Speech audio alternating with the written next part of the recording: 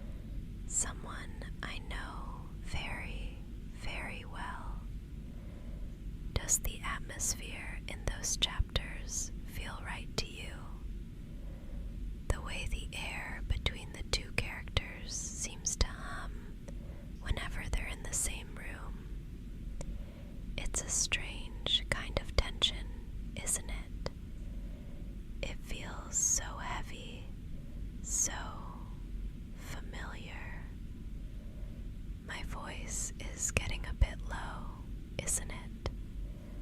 I can almost hear my own heart echoing the rhythm of the rain against the glass, a slow, steady pulse. Thrum, thrum, thrum. Tell me, does that feeling on the page, that magnetic pull between them, does it feel like something you felt before? I'm watching your expression so closely because I need to know if I captured it. The way your breath catches just slightly at the end of the paragraph, it tells me more than the words ever could. Keep reading, darling. We're getting to the parts I'm most nervous about. You've reached it, haven't you? That section, the one with all the yellow highlights and the tiny ink stains where I gripped the pen just a little too hard. I can see it in the way you've gone so still, the way your thumb is tracing the edge of the paper as if you're trying to steady yourself. My voice is shaking, I know. I'm sorry. It's just that I didn't have to invent any of that. I didn't have to sit at my desk and wonder what it would feel like for a heart to ache with this much gravity. Every word you're reading right now, every breathless pause, every desperate, lingering touch described on those pages. I didn't have to search for the right adjectives. I just had to close my eyes and remember how I feel every single time I'm near you.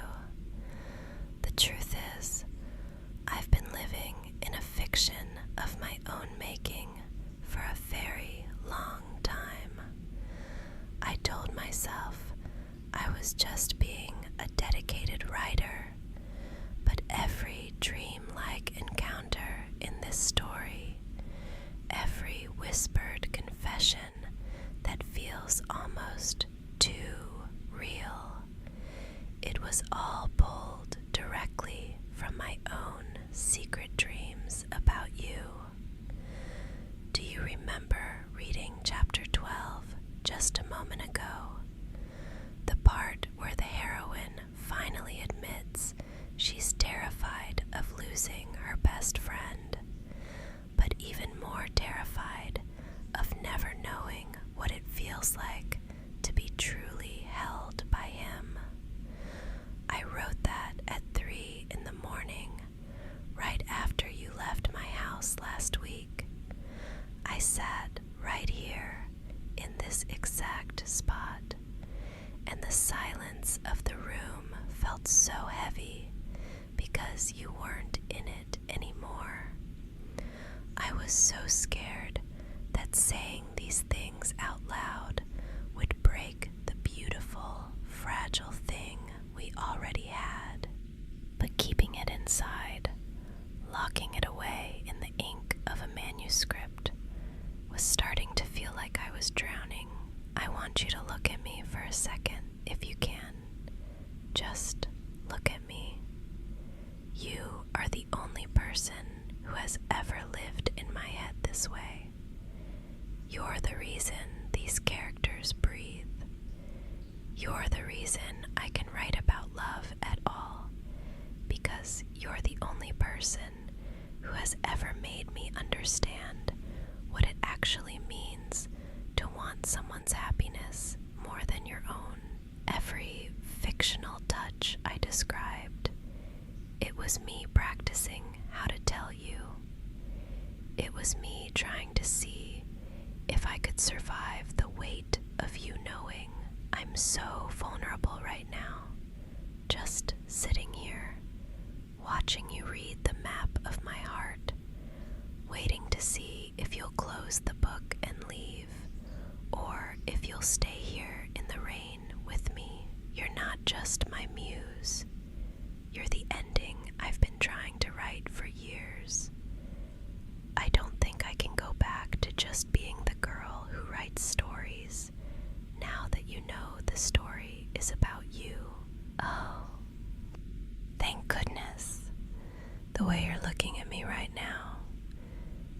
everything I was hoping for and everything I was too afraid to expect. I can see it in your eyes, the way the tension is just evaporated. I feel like I can finally breathe again. That weight, that heavy, suffocating secret I've been carrying in my chest for so many months, it's just gone. It's like the rain outside finally washed away all the fear I had of losing you. I feel so light. Before you say anything, if you're enjoying this story and want to hear more of my secrets, please remember to like the video, subscribe to our little corner here, and ring the notification bell. It really helps me keep writing for you. Here, let me take these pages from you. You've read enough for tonight. My publisher can wait. The deadline doesn't feel important anymore because the story on the page is finished, and the real part, the part with you, is just beginning. I'm just going to set the manuscript down here on the floor. We don't need the ink and paper anymore. We don't need the characters to speak for us. Now, there's only us. Just you and me, here in the quiet of the study. Come here, lean back against the cushions. Let me pull this heavy velvet blanket up higher, right over your shoulders. It's so warm, isn't it? Just feel how soft it is against your skin, grounding you, tucking you in. The fire is burning low now, just glowing embers in soft orange light, casting long, lazy shadows across the bookshelves. Listen to the rain. It's become a gentle, rhythmic hum against the window, like a lullaby the world is singing just for us. Close your eyes for me. Just let them fall shut, nice and heavy. You're so safe here with me. You're so incredibly loved. You are exactly where you are meant to be, right here in the heart of the only story that ever mattered to me. Every bit of stress from your day, every lingering thought, just let it melt away into the cushions. Your shoulders are loosening. Your breathing is slowing down.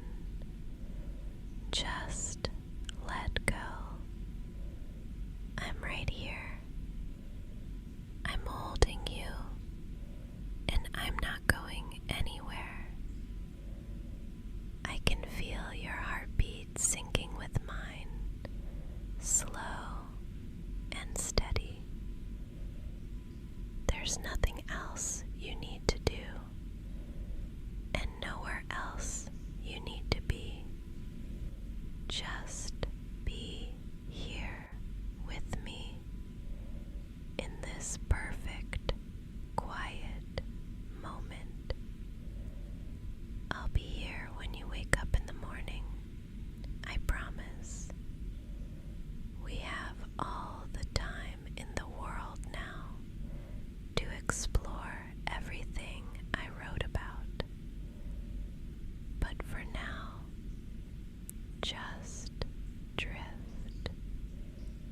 Let the sound of my voice carry you off. Sleep now,